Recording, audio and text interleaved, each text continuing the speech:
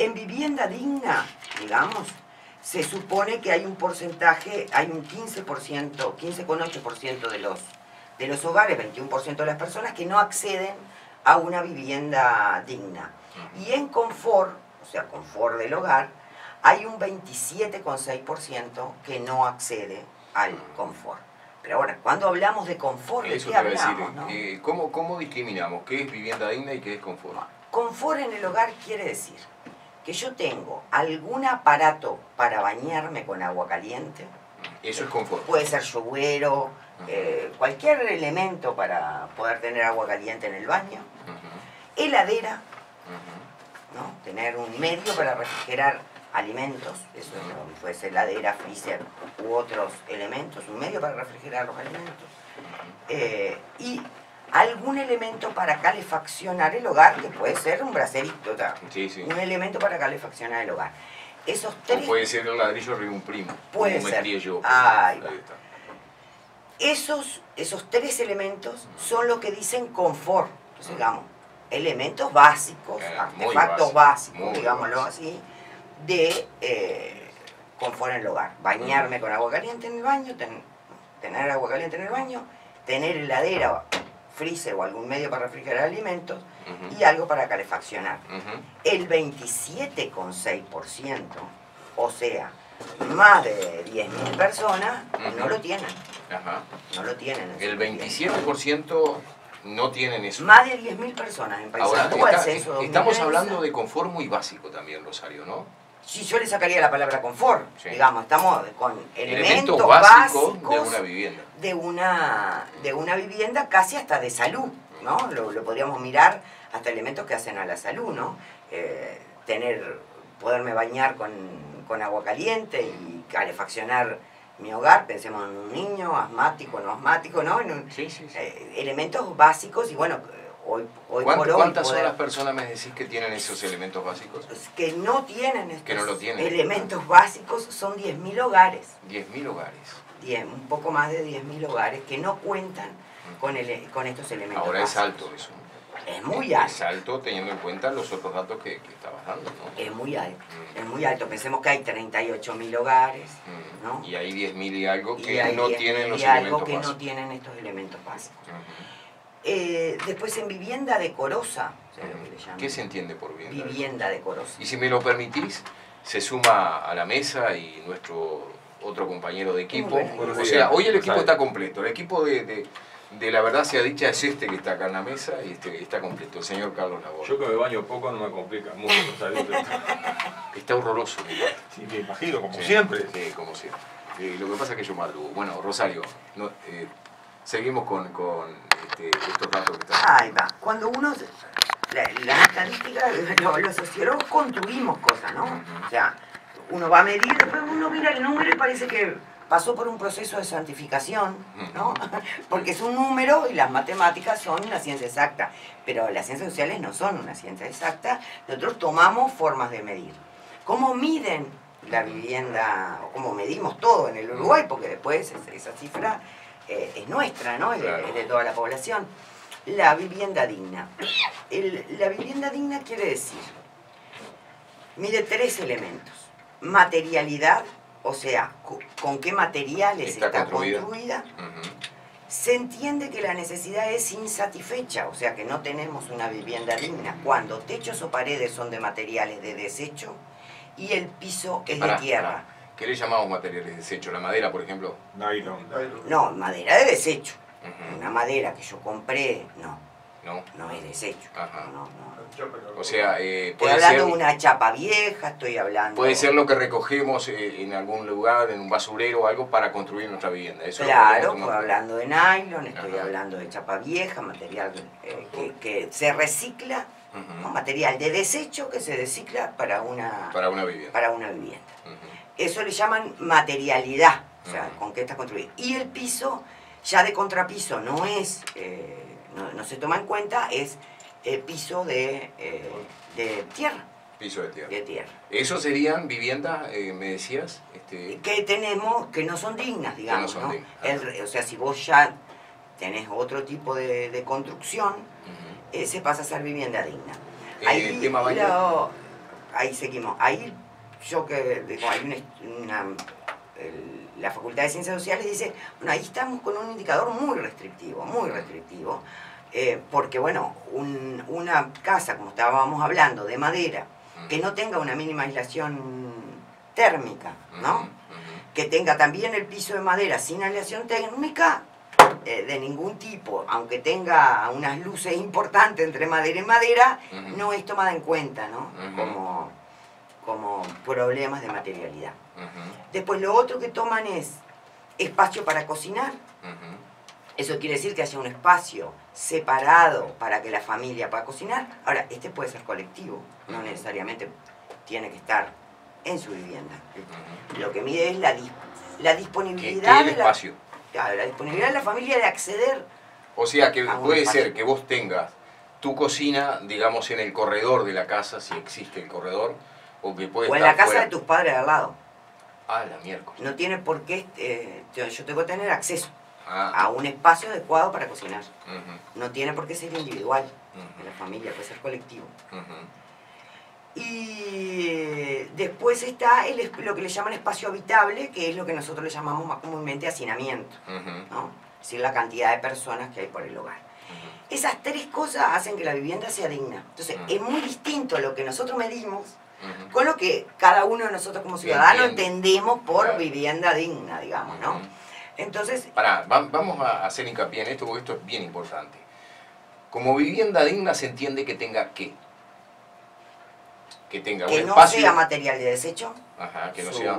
Piso Puede ser tablas, aunque tengan puede separación. No tener aislación térmica, puede lloverse el techo, pero si no es con material de desecho en techos y paredes y o piso de tierra. O sea, con que tenga ya un contrapiso, tenga aunque sea hecha de madera. De madera al resto y tenga un techo de chapa. Ya es vivienda digna. Es vivienda digna. Ajá. Si yo accedo a un espacio para cocinar, sí, es vivienda digna. Es vivienda digna. El baño no se considera dentro de esta categoría de vivienda digna, está separado en otro, que está incluido con saneamiento además, ¿no? Ah, pero escuchá. O sea, puedo no tener baño en adentro de este indicador. O sea, ya no pretendemos que el baño esté dentro de la vivienda, sino que puede ser un excusado. Tampoco se toma esto para determinar la vivienda para digna. describir el indicador de vivienda digna, no. O sea, vos haces las necesidades en una pelera, vas a la tirás en el basurero, pero vos vivís en una vivienda digna. Sí, porque el tema de la disposición del baño no, la pusieron en otra categoría que se llama saneamiento. Servicio higiénico y saneamiento está no separado. Se conforma el que no quiere con estos números. Está también. Separado. Vos perdoname, pero claro, estoy complicando la como yo siempre digo, las estadísticas son descriptoras de la realidad. Claro. Y cuando uno describe, y eso, después pasamos a números y la santificamos. Decimos, vivienda digna, claro. Cada cual. Pero nadie toma en cuenta qué es lo que se necesita para tener una vivienda. Claro, cada cual cuando escucha la palabra de vivienda digna, se hace una representación. Sí. Entonces cuando escucha el número, ¿no? Que dice, bueno, el 70% de los uruguayos tenemos vivienda digna, accedemos a vivienda digna, cada uno lo piensa en su ideal de vivienda digna, su representación de vivienda digna. En lo que se entiende, pero además te digo una cosa, honestamente, y de los cuatro que estamos acá, ¿podemos entender como vivienda digna una casa que no tenga un baño? Yo creo que no. Claro, yo creo que no. Sin embargo, para el Instituto Nacional de Estadística, sí. Haber separado este indicador. Claro. De adentro de vivienda digna no es una opción, digamos, que fue muy... Digo, no es una opción metodológica que yo hubiera tomado, o que el sentido común, digamos, sí. Las personas en general lo hubieran tomado así, ¿no? Y este indicador de confort, que es de un porcentaje muy alto, ¿no? Que son más de 10.000 personas que no tienen agua en el baño, o que no tienen para refrigerar los alimentos, no tienen heladera, digamos. Rosario, a veces esto repercute en la asistencia que puede tener la persona. Recuerdo que cuando se va a la casa y se ve que tiene piso de material, por ejemplo, le sacan lo que es toda la asistencia al MIDES. Claro, pues ahí están todos los parámetros de que, como sobre estos parámetros, después se da o no se da, sos objeto de política social, no sos. Claro.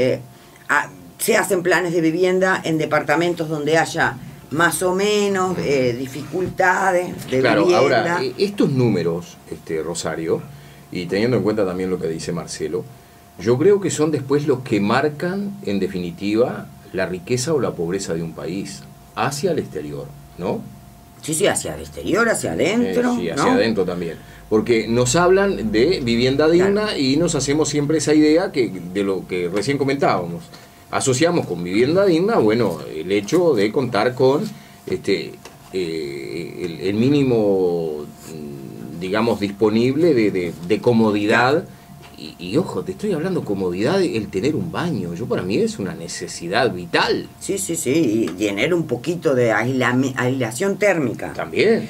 En la vivienda, para mí también es un hecho que debería estar incluido, ¿no? Por eso a veces cuando se ponen a comparar estadísticas de países, bueno, a ver, a veces comparamos papa y boniato. Claro, y hay que ver con qué nos comparamos, ¿no? Claro, porque cuando dicen, bueno, en el Uruguay la vivienda digna es del tanto por ciento, y en Suecia, Alemania también, es del tanto. Bueno, sí, pero vamos a mirar bien qué tiene.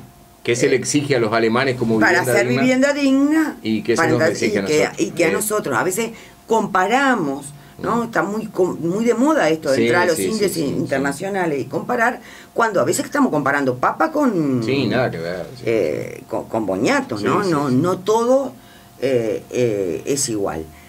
Ahí tenemos una situación bien importante. Bueno, ¿qué ha pasado en la vivienda en los últimos años, no? Porque si hubo un cambio importante en la política. Pero me quedé prendido país, con lo otro, sí. Perdóname y ya seguimos con eso. Me quedé con lo otro, el término confort, ¿no? Confort, a ver si te entendí bien, porque mira que yo soy bastante Durango para entender. Confort se entiende de que tengas algo para calefaccionarte, que puede ser lo que decíamos, un brasero, o puede ser un primus con un ladrillo arriba. Sí, también puede ser una calefacción central, da igual. Como puede ser una calefacción central de primer nivel. Los radiantes. Que tengamos algo para refrigerar los alimentos. Sí. Una heladera, puede ser una heladera. Yo tenía un amigo que... Una heladera, un pequeño freezer. Mira, yo te hago un cuento. Yo tenía un amigo que me decía, ¿para qué voy a la heladera y saco, cuando yo lo iba a visitar, y saco una botella de agua fría? Y él iba, tenía un pozo en la tierra, introducía una damajuana que mojaba con una bolsa de arpillera, la ponía en la tierra y él sacaba. Esa era la heladera que él tenía. Él refrigeraba ahí sus... Claro. sus esto alimentos. Hablamos de tener un artefacto. Un artefacto. Perfecto. O sea, tenemos algo para calefaccionarnos, tenemos algo para enfriar los alimentos. ¿Qué era lo otro que se pedía para...? Agua caliente en el baño. Y agua caliente en el baño. No interesa... Puede ser lluvero, puede ser... Eso ya es confort. Eso le llamamos confort. Por eso nosotros, muchos sociólogos, lo que decimos es, no podemos tanto hablar hoy en este contexto de estos indicadores que aparentan como muy restrictivos, son muy restrictivos, de necesidad básica satisfecha o insatisfecha. Deberíamos hablar de carencia crítica. Sí. O sea, estos son indicadores de carencia crítica. ¿Sí? Si pasamos a necesidad básica satisfecha o insatisfecha, deberíamos subir un poco este nivel de... Sí, las aspiraciones, ¿no? En lo que tiene que ver con claro, los niveles. Yo hablamos para mí de carencia crítica, creo que es el término que más lo... Ahora, no te quiero sacar del tema porque hoy queríamos hablar de vivienda, si no ya entramos a hablar de otro tema, pero esto también disimula la pobreza. Los indicadores de pobreza quedan disimulados con esto, ¿no te parece? Sí, bueno, es una pregunta difícil, ¿no? Porque a mí me indigna. Le voy a decir la verdad. También. Me indigna porque, primero porque es mi profesión, ¿no? Segundo, porque yo veo que esto no se comunica a la población por parte de los colegas, ¿no? Y no se discute de parte de los colegas públicamente de la forma que habría que discutirlo. Pero tampoco lo discute el sistema político, oficialismo y oposición. Esto no se discute. Yo no escuché. Y si alguien lo dijo, pido disculpas. Pero yo, hasta ahora, esta discusión, yo no la he visto. No, pero es que vamos un poco más allá. Yo me parece que hay determinadas actitudes de los gobiernos, y no digo de todos los que han estado, en mantener la pobreza en un nivel.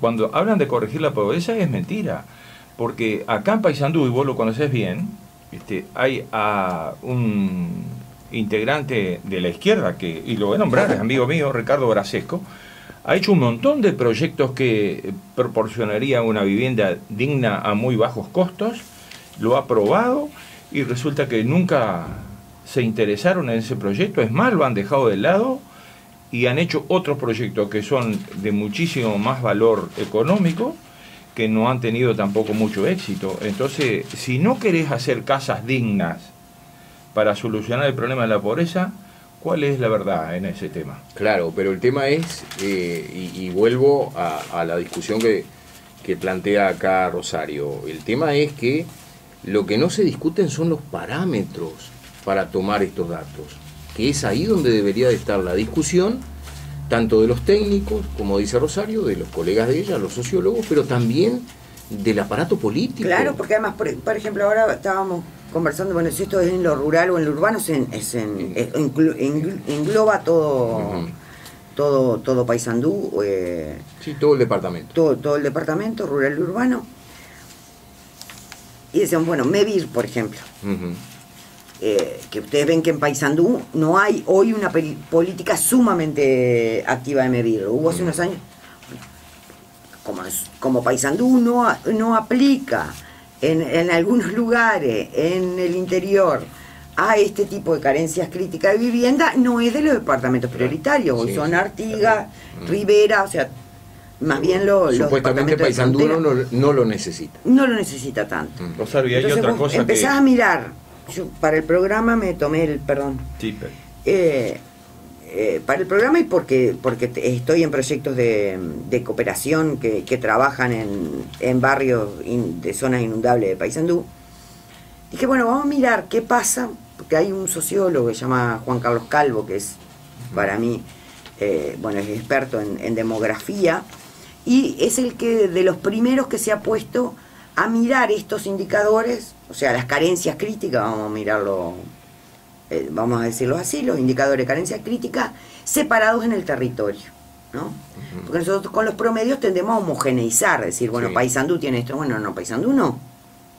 Nosotros tenemos un primer damero del centro con una situación y cuando empezamos a mirar la periferia, estos indicadores me cambian los promedios, ¿no? O sea, el indicador, por ejemplo, de vivienda digna, este que hablamos, va del 3% en algunas manzanas de Paysandú al 86% en otras. La brecha es tan grande que no podemos no territorializar, decimos, bueno, ¿dónde están estos problemas? ¿Dónde tengo que ir a trabajar? ¿Con quiénes tengo que ir a trabajar? ¿Dónde tengo que hacer una política de vivienda? ¿No? Que es bastante más allá de además si se inunda o no se inunda, porque además en esos lugares en general suelen además tener problemas ambientales asociados. Entonces fui al censo de vivienda, tomé los segmentos censales para empezar a mirar carencia crítica por carencia crítica en cada uno de los segmentos censales y hacer un mapa de Paysandú distribuido territorialmente, ¿no? Porque yo creo que además Paysandú viene haciendo un proceso de fragmentación social que tiene que ver con lo territorial o con lo barrial muy fuerte y que deberíamos como sanduceros todos, no solo las autoridades, replantearnos, ¿no? A que el barrio no se entra, este barrio... Y hemos perdido aquello de nos encontramos todos, ¿no? Y estamos estigmatizando barrios. Sí, no, además lo tomamos ya como natural. Determinado barrio, no, ese barrio, y ya le ponemos el adjetivo, ¿no? Y no entramos. Y no entramos, ahí no, y ese barrio incluso por eso que lo calificamos de esa manera, hasta dentro de las propias autoridades de ese barrio se deja de lado. Sí, ¿no? sí, Porque hasta acá para conseguir trabajo siendo de un barrio, las personas te dicen, mira, yo miento la dirección, doy la de mamá, Sí, porque si digo que soy de ahí, como piensan que ya tienen una valoración sobre eso, no consiguen trabajo. Nosotros acá tuvimos como invitada dos personas, dos mujeres que residen en el barrio El Espinillo, y cuando salen a pedir trabajo, que piden trabajo como domésticas, mienten en el lugar donde viven, porque si dicen que viven ahí, no las toman. Exactamente, pasa, ocurre. Y ocurre además que nosotros vamos generando un circuito de ciudad cada vez más chico, ¿no? Sí. Nosotros, quiero decir, para mí. La ciudad, para muchos se comprende dentro de las avenidas. Para muchos termina en las avenidas. Sí, sí. Y no recorre los otros lugares, no va, no ve, no sabe lo que hay. Y eso es realmente un problema de convivencia y que deberíamos atender, ¿no? Porque la integración social pasa por una integración territorial. Bueno, todo esto viene a cuento a que yo me puse con el mapita a separar los segmentos censales y empezar a ver esta realidad. Vi que iba del 3 al 80 y pico %, entonces dije, bueno, para atender, para mirarlo. Voy y me fijo, segmento censal 27. Lo miro, ¿dónde está el segmento censal 27? Es calle Independencia, hasta el río por Paraguay. ¿Sí? Tomo Paraguay, todos sabemos que hay toda ocupación al borde de arroyo y no de una línea, ahí se ensancha el arroyo, o sea que uno ve, cuando pasa por Paraguay, ve una casa, pero en realidad hay 2 o 3. Detrás de esa hay ahí dos va. más. Están el padre en general y después los hijos que van construyendo atrás, padre y madre, perdón. No quiero ser machista y menos yo que... venimos por Independencia, el puente, bajamos por Paraguay, en calle Entre Ríos doblamos, tomamos Soriano, bajamos, tomamos Ledesma y vamos hasta el Arroyo Chacra. Eso incluye. Eso es el segmento 27. Ahí va, incluye Nueva York, La Chapita y el Paraguay hasta Dos Puentes, digamos, hasta el Puerto de Independencia, ¿no? Porque Paraguay tiene 5 kilómetros de largo, ¿no? ¿Pero hay un barrio que queda fuera de eso? Te pregunto porque, digo, más para atrás hay más gente viviendo, yo conozco toda esa zona. Como más para atrás, o sea, de Paraguay hacia el arroyo. Sí. Estamos hablando de Paraguay hacia el arroyo, de Ledesma, cortan Ledesma el circuito, ese segmento censal. Después hay otro segmento que está al lado que va de Ledesma al río. Ese es otro. Ahí va, ese es el 21. Ese otro es el 21. En este segmento censal, cuando vamos a mirar, 146 hogares. 146 hogares. Hay muchos más. Y un tercio es esto. Claro. 146 hogares, para mi cuenta, un tercio. A ver, cuando yo voy al plan de vivienda después, porque uno empieza a cruzar datos, voy al plan de vivienda nacional, ¿no? 2010-2015, que incluye adelante como, digamos, un diagnóstico un reporte de lo que se hizo, entre 2010 y 2015 para el plan nacional siguiente. Dicen, en La Chapita, La Chapita está dentro de ese segmento, está claro, ¿no? Sí. La Chapita está dentro de ese segmento, que hay, durante ese periodo se hicieron 11 viviendas y quedan por hacer 112. 11 más 112, usted que sabe contar. 11 más 112, mira que me pusiste en un compromiso, 123, ¿no? Le da 123. O sea que solo en el triángulo de La Chapita, que es el triángulo más contra el río, ¿estamos de acuerdo? Cuando se hace el censo, el mismo periodo, ¿no? Casi. Estamos hablando de 2010, 2015. Cuando se hace el censo para ver los realojos de La Chapita por la problemática del cromo, más los accesos al puerto, más que ahí va la futura planta de tratamiento de OCE, etcétera, etcétera, etcétera, por una serie de motivos que se hace una política de realojo ahí, se habían contado que al menos se necesitaban 123 viviendas. Se contraduce, en todo el se contradice segmento, con lo que me estás hablando. En todo ese otro segmento, hasta calle Independencia, el censo describe 146. Se contradice. Entonces, totalmente. Hay un problema. Hay un problema de lectura de la realidad, porque yo te digo, vos decís 123, yo conozco más esa zona y calculo que hay alguna cosa más. Pero estamos hablando de casi la mitad, o sea, estamos haciendo una referencia socioeconómica de esa gente en función de menos de la mitad de la gente que realmente vive.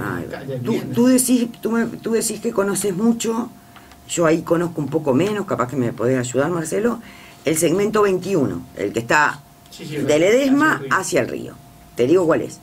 De Ledesma hacia el río, sigo por Ledesma hasta Colón, en Colón bajo hasta Paz, tomo Paz, ¿sí? Y después tomo Garzón, y después Garzón, hasta el puerto, ¿sí? Ese segmento, 34 viviendas. 34. De 4 hogares.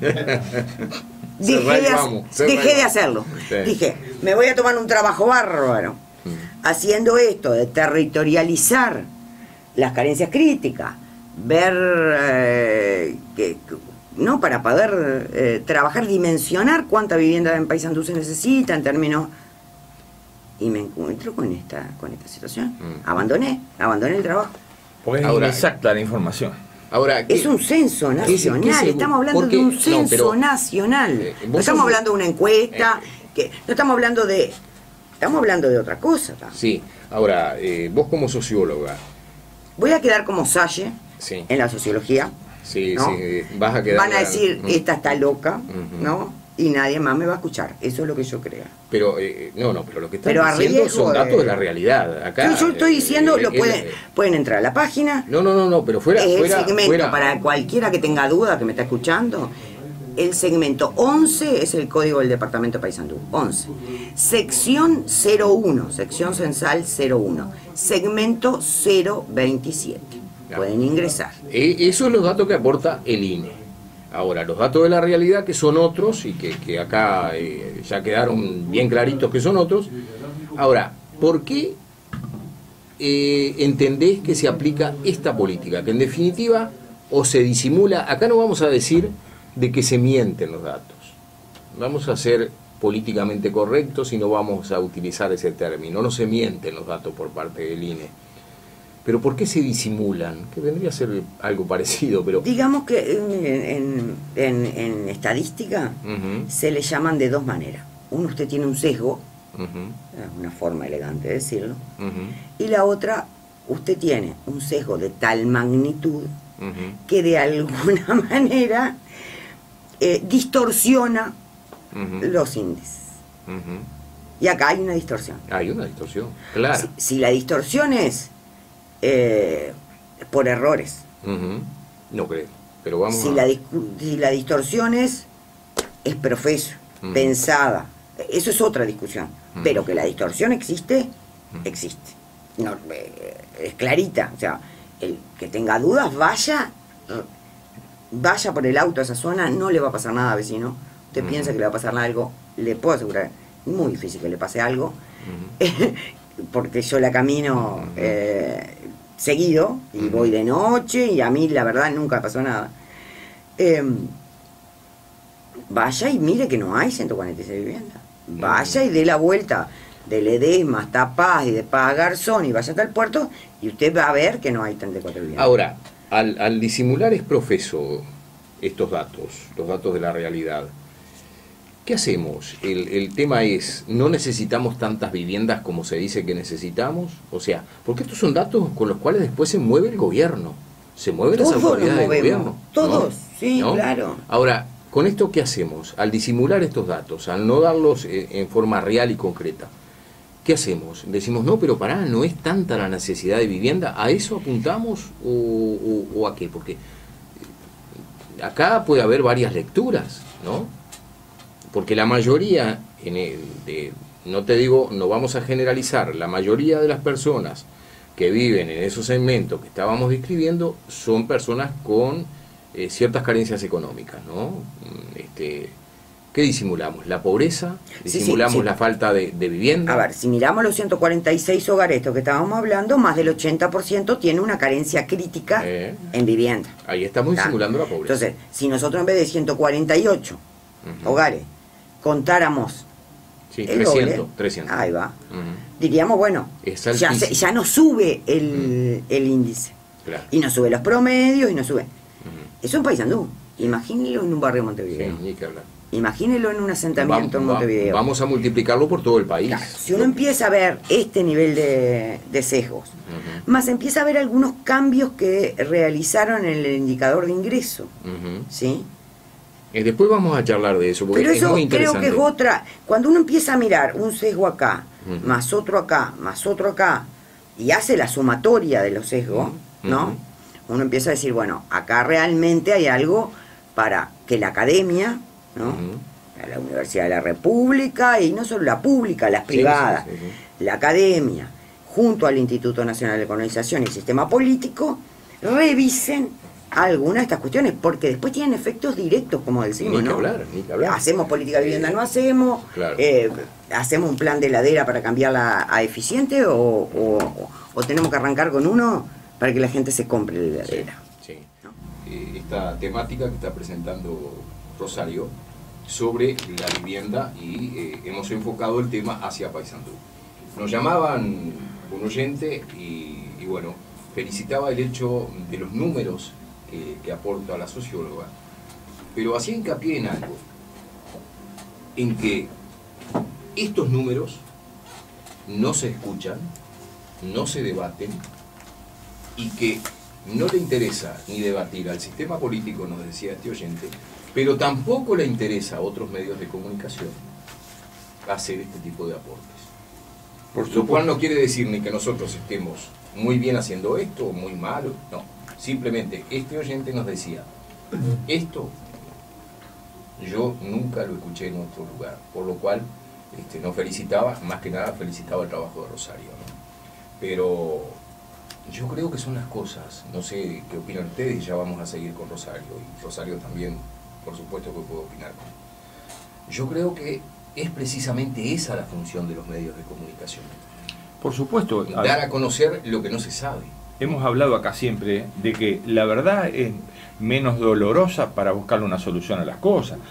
Y si no se trabaja con la verdad y sobre números ficticios que comprometen la realidad a favor de quienes están en el gobierno hoy, pero mirá que lo hicieron ayer también los otros que estaban, nunca vamos a llegar a tener una realidad palpable en el departamento, y vamos a hablar de Paysandú solo porque esto es en todo el país, y buscarle soluciones concretas a las cosas, pero manejando la realidad, porque es una manera de mentirnos a nosotros mismos, tener números falsos que producen los censos, y yo creo que eso no va a ayudar nunca a que los orientales se puedan encontrar. Lo conversamos fuera de micrófono con la socióloga, y yo le decía que esto se va a convertir un día como la inundación, que aparece y se lleva todo por delante y hay que desalojar las zonas, ¿no? Y esto un día va a ser tanta la pobreza, tanto el rencor, el dolor y la bronca que va a tener la cantidad de gente, que los demás no vamos a poder vivir muy tranquilos, ¿eh? Yo creo que sí, yo creo que ya se va apuntando lamentablemente a eso, ¿no? Este oyente nos planteaba algo, mirá, y te lo tiro, dice, sería bueno un debate entre la socióloga y Óscar Andrade, que le gusta tanto mostrar números, pero que difieren mucho los números de Óscar Andrade por lo de la socióloga.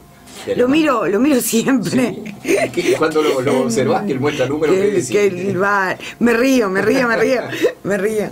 Sí. Rosario, desde el gobierno nacional y departamental. Además, esta campaña electoral se va a basar mucho, yo estoy convencida, porque uno mira, bueno, y se va a basar en los logros, sí, ¿no? Los logros en esta década, digamos, un poco más, y no volver para atrás y toda esta cuestión, ¿no? Entonces yo creo que los números van a pasar a ser un tema central en la campaña. Ahora, yo creo que esto es más allá de la campaña, pero esto, como decía recién, es algo que el sistema político no está queriendo abordar, y que los uruguayos tampoco queremos saber, porque cuando uno dice las cosas tal cual son y te mira, dirá, te estará diciendo la verdad, no estará diciendo, aunque se los muestre en papel, o hay una campaña en contra, o es parte de no sé qué complot. No queremos hacernos cargo de lo que está pasando, y todo el sistema político está pasando lo mismo, ¿no? Sí. Está en todo el sistema político. Desgraciadamente es así, ¿no? Rosario, hemos hablado de la necesidad, de las carencias de parte del gobierno, y tanto a nivel del gobierno nacional como el gobierno departamental nos habla de la construcción de viviendas, de los planes de viviendas que hay. Esos planes de vivienda, y no te hablo de todos porque no sé si yo no los recuerdo a todos, pero esos planes de vivienda, claro está, acá yo mismo me voy a dar la respuesta. Si mentimos en los números, seguramente los planes van a estar de acuerdo a esos números del Instituto Nacional de Estadística, ¿no? A ver, miremos los planes de vivienda de los últimos años, qué modificaciones fundamentales tuvieron. Y ahí yo voy a citar a Mario Vergara, en 19 de septiembre de 2014, hizo una ponencia que se llamaba Una década de reformas para el bienestar de los uruguayos. Rimbombante. Ponía una serie de 10 medidas, digamos, dentro estaba la reforma de salud, la reforma tributaria, y en vivienda dice las políticas en el sector vivienda, ¿sí? Era la reforma número 10 de las que planteaba para la década de reformas para el bienestar de los uruguayos. Y la que destacaba era nueva institucionalidad en el sector, ¿sí? Que es la creación de la Agencia Nacional de Viviendas, que no existía, la reforma del Banco Hipotecario del Uruguay, lo desmantelaron, que era deficitario, y que bueno, se arman 9 fideicomisos para los anteriores ahorristas, digamos, ahorristas no, ya eran adjudicatarios de la vivienda, que le iban pagando en cuotas, y un esquema de incentivo y régimen de vivienda social. Entonces, la reforma, ¿qué destacaba Vergara como las grandes reformas? Los logros, sí. Las grandes reformas, digamos, que hacen después posible los logros. El incentivo fiscal de la construcción de vivienda social, vivienda de interés social por parte de privado, la cooperación público-privada para esto, la reforma del Banco Hipotecario y la creación de la Agencia Nacional de Vivienda. Empecemos de a uno. Banco Hipotecario del Uruguay. La reforma se da en el 2008, ¿no? Ahí se arman 9 fideicomisos que pasan a la Agencia Nacional de Viviendas con la cartera de deudores del Banco Hipotecario. Pasan 650 funcionarios más o menos del Banco Hipotecario a conformar la nueva Agencia Nacional de Viviendas, y se empieza a tener un banco saneado que en realidad empieza a jugar en el mercado hipotecario, digamos, el crédito hipotecario. Un banco más dirigido hacia eso, y todo lo que era más social pasa a la Agencia Nacional de Vivienda, que tiene un público específico del que cobra menos de 60 unidades, o sea, reajustables. Le otorgamos los problemas y la pobreza a la Agencia Nacional de Viviendas. Lo dejamos al Banco Hipotecario como una simple entidad financiera. Como entrando en el mercado de créditos para llegar a la clase media alta, a otro sector de la población. Bueno, el proyecto del banco, lo que ellos dicen, es exitoso, digamos. A 2014 había liberado 7.500 créditos hipotecarios, tenía superávit, logró estabilizar su fuerte, y tiene casi el 50% del mercado de créditos hipotecarios del país. Lo ven como un proceso exitoso, ¿no? El viejo banco fundido, ¿ah? Sí. Y este banco que parece estar muy sólido de las cuentas. Bueno, pero entonces yo quiero mirar qué pasa con la vivienda. Esto cuando no está... ¿Qué pasa a nivel de departamentos? ¿No? Tengo 7.500 créditos otorgados hasta 2014, ¿no? En 2016 se dieron 123 créditos por mes. ¿Dónde? Estamos hablando a nivel país. Entonces yo cuando hablo a nivel país digo, bueno, a ver qué pasa con una política de vivienda, que esta fue una, ¿no? La reforma del Banco Hipotecario. ¿Qué pasa en los departamentos? ¿Hay descentralización de esto? ¿No hay? en el informe que hacíamos referencia de la Agencia Nacional de Vivienda, el Ministerio de Vivienda, el reporte de acciones 2010-2015, ¿saben cuántos créditos hipotecarios se otorgaron entre 2010 y 2014? Publicado en 2015. 6. En Paysandú. 6 créditos para la compra de vivienda usada. En Paysandú 6, ¿me estás hablando a ver qué periodo? De entre el 2010 y 2014, porque en 2014 cerraron la información para publicarla en 2015. 6. 6. 1,5 por año. Sí. Entonces nosotros tenemos toda una inversión de nivel país, ¿sí? Que la hacemos todos los uruguayos, cuando después uno va a materia de descentralización, no la ve. No existe. El otro, ¿se acuerdan que Vergara había dicho 3, no? O sea, el cambio de institucionalidad, donde la reforma del Banco Hipotecario y la creación de la Agencia Nacional de Vivienda tenían un peso específico, y este esquema de incentivo y régimen a la vivienda social, que hace poco la ministra dijo que estaba en revisión, Sí. porque no había dado todos los resultados que esperaban. Sí. Bueno, ¿cuántas Ahí viviendas? eran inversores privados, ¿no? Ahí va. Que gozaban de una cantidad de exoneraciones. De una exoneración impositivas. fiscal. Sí. Muy bien, impositiva. ¿Cuántas se construyeron en Paysandú? Mismo periodo, ¿no? ¿Por qué mismo periodo? Porque esto empezó en empezó en el 2011, ¿no? Los primeros proyectos, ¿no? Porque uno tiene que, es un privado, inscribe el proyecto en el Ministerio de Vivienda, lo miran con el Ministerio de Economía, se lo otorgan, no lo otorgan, entra en la cartera. Esto empezó a ocurrir en el 2011, o sea que no hay estadística anterior de esto. Sí. Podemos mostrar solamente las que Lo que hay existe, publicadas. Está muy actualizado, el que quiera entrar, Agencia Nacional de Vivienda, ingresa. Está actualizado a abril de 2017 los datos, o sea que Son recientes. relativamente son nuevitos. ¿Cuántas viviendas terminadas hay en Paysandú? Ni idea. 116. En 2011 al 2017. De 2011 a 2017. A Paysandú, de esta exoneración fiscal Sí. que pagamos todos los uruguayos, ¿sí? Que lo voy a decir, son de 7.751 millones de pesos, ¿sí? Estos son 276 millones de dólares que No es el poca Estado invirtió en este programa de Y que interés. cuando decimos Estado, siempre social. somos nosotros. ¿verdad? Todos los uruguayos. Porque el Estado somos todos. Parece que no tuvo una política muy distributiva, fuerte a nivel departamental, porque hubo algunos departamentos que le tocó cero. O sea, en la medida que no hay porque acá depende de que el privado quiera invertir ahí, que le vea un rédito, una posibilidad.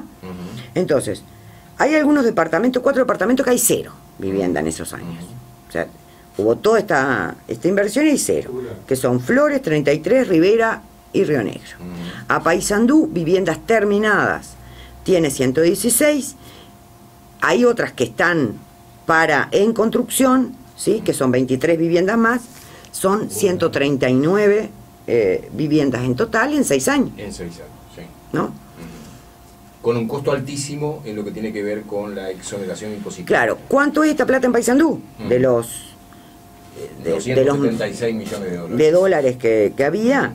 Bueno, en Paysandú son 2.329.298 dólares, si contamos las 139. Eso vendría a costar cada vivienda. No, esos son las 139 viviendas, ¿sí? De exoneración fiscal en Paysandú.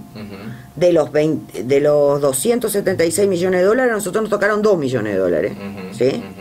Que si uno lo divide a esta cifra por vivienda, Ajá, que son ¿cuánto te da? 139 viviendas, entre las en construcción y las ya, le diste a cada vivienda una exoneración fiscal de 16.754 dólares por vivienda. O sea que le regalaste a esos inversores 16.754 dólares por cada una de las viviendas. En Paysandú es esa la cuenta que da. Ellos Si uno, construyeron. sí. Ahora, es aparente el regalo. Ujú. Porque es cuando vos vas a pescar, ¿viste? Vos le pones una carnada en el anzuelo. Sí. Entonces, es una cosa de loco. Ahora, el responsable directo de todo esto es el pueblo. Porque el pueblo le encanta que le mientan cada 5 años. ¿sí? Yo lo que digo, el pueblo único no que hace- controla, ¿no? No controla nada. Nos cuesta controlar. El pueblo tiene una costumbre de que le encanta que le mientan. Entonces aplaude, se vuelven locos, discuten por todos lados su propia muerte, porque después los 5 años siguientes, no importa cuál sea el color de la bandera, al pueblo siempre lo joden, como toda la vida lo han jodido. Ahora, si alguna vez este pueblo se va a despertar, no sé,